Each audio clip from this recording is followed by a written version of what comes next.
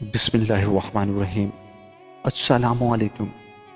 حضرت سیدنا ابراہیم بن ادم رحمۃ اللہ علیہ خراسان کے بادشاہ تھے۔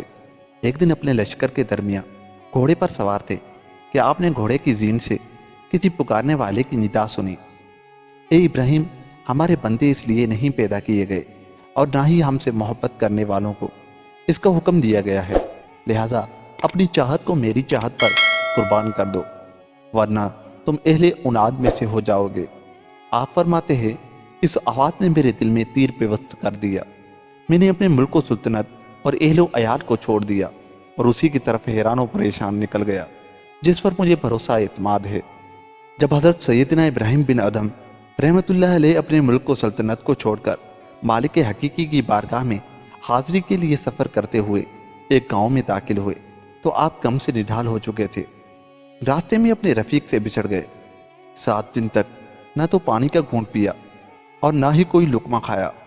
شیطان کو آپ کی صداقت پر غیرت آئی، کیونکہ وہ حقیقت کے بادشاہوں اور طریقت کے سلاطین اکابرین پر غیرت کرتا ہے، اور اسے غیرت آنی بھی چاہیے، کیونکہ انہوں نے وہ مبارک لباس پہن لیا جو شیطان سے اتار لیا گیا تھا، اور انہوں نے اللہ کے قرب کو حاصل کر لیا جس سے شیطان کو دھتکارا گیا تھا۔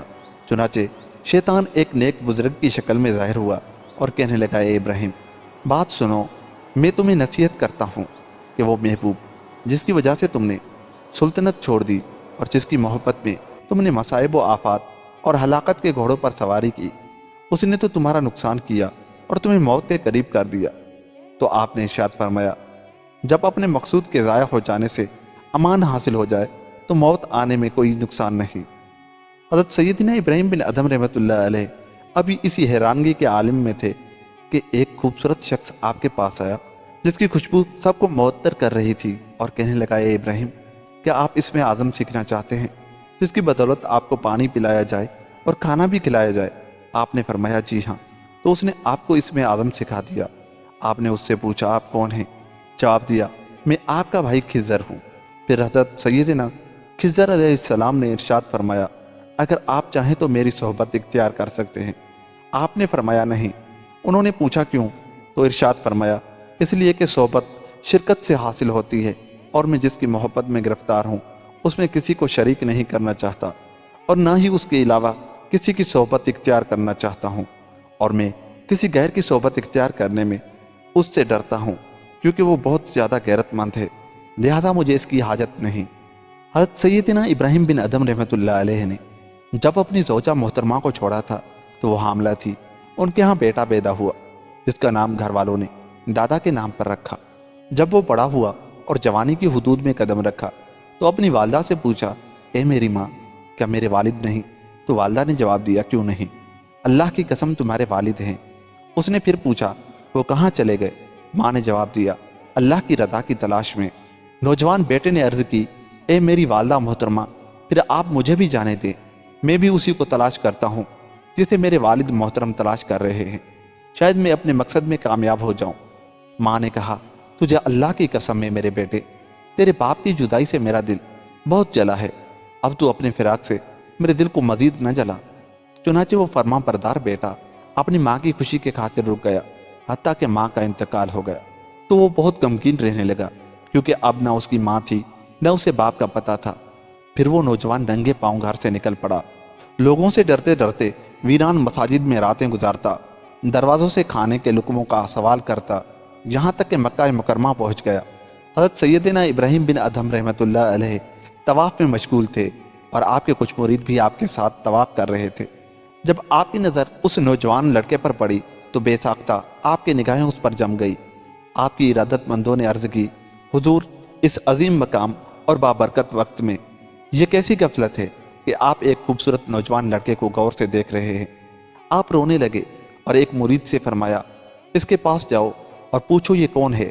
مرید نے اس کے پاس جا کر سلام کیا اور بعد سلام پوچھا، اے نوجوان، کہاں سے آئے ہو؟ اس نے جواب دیا، عجم کے شہر بلخ سے۔ پھر پوچھا، کس کے بیٹے ہو؟ جواب دیا، یہ تو مجھے معلوم نہیں، ہاں میری والدہ محترمہ نے مجھے بتایا کہ تمہارے باپ کا نام ابراہیم بن ادم رحمۃ اللہ علیہ ہے۔ پھر اس کے رخسار پر موتیوں کی طرح آنسوؤں کی لڑی بن گئی۔ وہ مرید فرماتے ہیں، میں اپنے پیر و مرشد حضرت سیدنا ابراہیم بن ادم رحمۃ اللہ علیہ کے پاس لوٹا اور دیکھا کہ آپ بھی رو رہے ہیں، حتیٰ کہ آپ بے ہوش ہو گئے تو میں آپ کے سارے اقدس کے پاس بیٹھ گیا، اور جب آپ کو افاقہ ہوا تو میں نے عرض کی، اے میرے مرشد، اللہ آپ سے اس نوجوان بیٹے کا حق ضرور وصول کرے گا۔ آپ نے فرمایا، خدا کی قسم، یہ میرا بیٹا ہے، اس کو میں نے اللہ کے لیے چھوڑ دیا تھا، اب میں اس کو واپس لینا نہیں چاہتا۔ میں نے عرض کی، حضور، میں آپ کو اللہ کا واسطہ دیتا ہوں کہ اس کے پاس چلیے۔ چنانچہ آپ تشریف لے گئے۔ اس نے پوچھا، آپ کون ہیں؟ فرمایا، میں تمہارا باپ ابراہیم بن ادم ہوں۔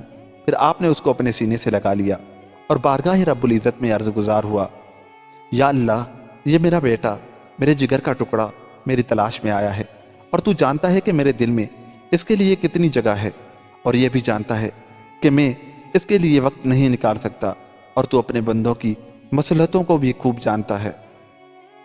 اس کے بعد 7 دن نہ گزرے تھے کہ آپ کے بیٹے کا انتقال ہو گیا۔ آپ نے اپنے ہاتھوں سے اس کو غسل دیا، پھر ایک موٹی چادر میں کفن دیا۔ جب آپ اس کا سر ڈھانپتے تو پاؤں ظاہر ہو جاتے، اور جب آپ پاؤں ڈھانپتے تو سر سے چادر کم پڑ جاتی۔ آپ فرما رہے تھے، اے میری آنکھوں کی ٹھنڈک، اللہ کی قسم، میری اور تمہاری ملاقات بروز محشر ہوگی۔ یہ ہے اللہ والوں کی شان، جنہوں نے بادشاہی چھوڑ دی اللہ کے لیے۔ اللہ تعالی ہمیں ان کے صدقے میں معاف فرمائے۔ ملتے ہیں کسی ایسی ویڈیو کے ساتھ، تب تک کے لیے خدا حافظ۔